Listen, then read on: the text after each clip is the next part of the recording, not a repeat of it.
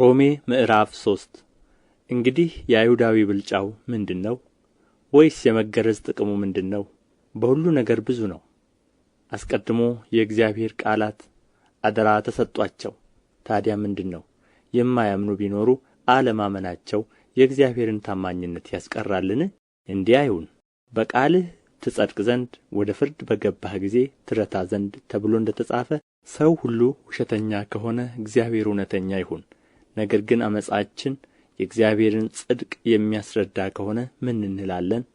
ቍጣን የሚያመጣ እግዚአብሔር ዓመፀኛ ነውን? እንደ ሰው ልማድ እላለሁ፣ እንዲህ አይሁን። እንዲህ ቢሆን እግዚአብሔር በዓለም እንዴት ይፈርዳል? በእኔ ውሸት ግን የእግዚአብሔር እውነት ለክብሩ ከላቀ ስለ ምን በእኔ ደግሞ እንደ ኃጢአተኛ ገና ይፈርድብኛል? ስለ ምንስ መልካም እንዲመጣ ክፉ አናደርግም?